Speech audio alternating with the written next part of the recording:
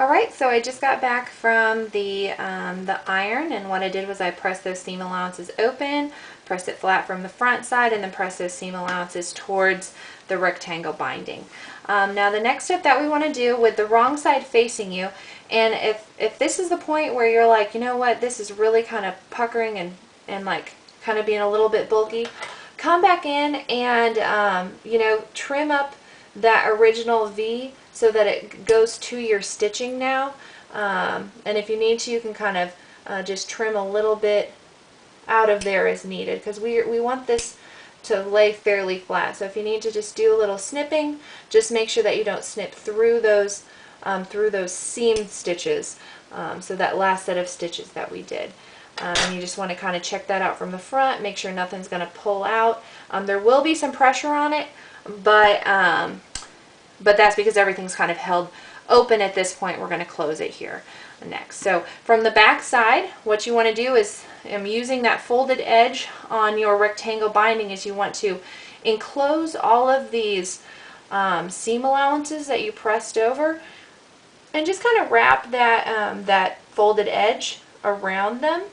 If your stitching may have been a little bulky here, you might need to trim that down. But it should be able to kind of just gently tuck in there without without those seam allowances folding over. And then you're just going to want to put a pin in those and kind of fold that into place and just hold it with some pins. Okay, and then you're just going to do this pinning motion, this folding and pinning motion, the whole way around your continuous bound placket.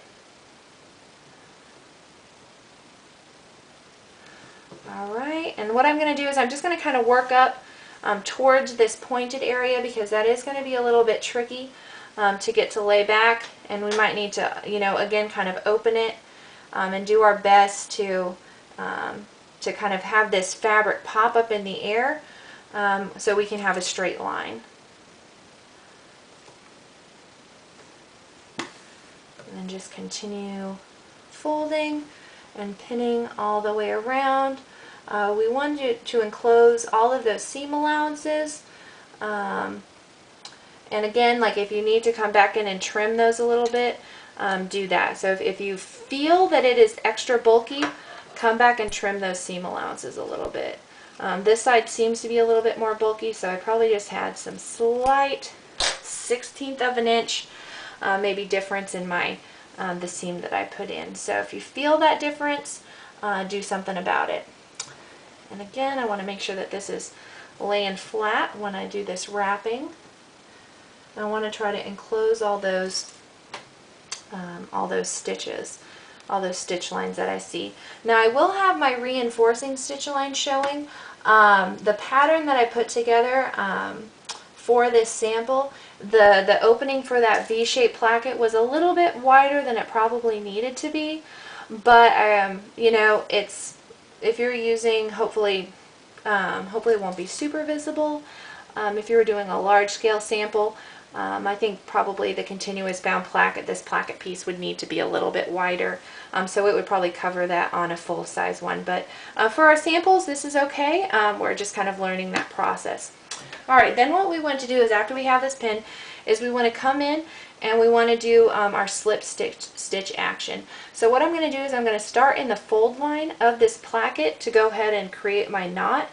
Oops, I think that went right on through. Hopefully I put a knot on the end. Yeah, it just went right on through. So I'm going to go ahead and maybe I just need to go through both layers here to get started and be gentle. And then again, when you do that slip stitch, you just grab a couple of threads, then come back in and run that needle right along the folded line. That fold inside of that, the folded for that placket.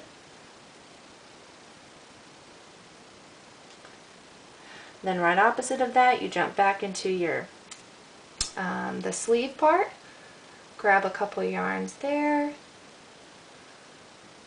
come back into your fold, run your needle along that fold line, pop it up,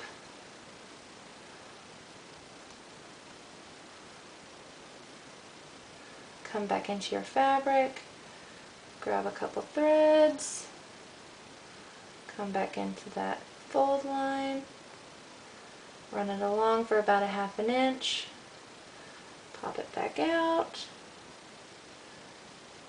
go back into your fabric, your sleeve part of your fabric. Hopefully you don't get a knot like it looks like that's what I'm doing.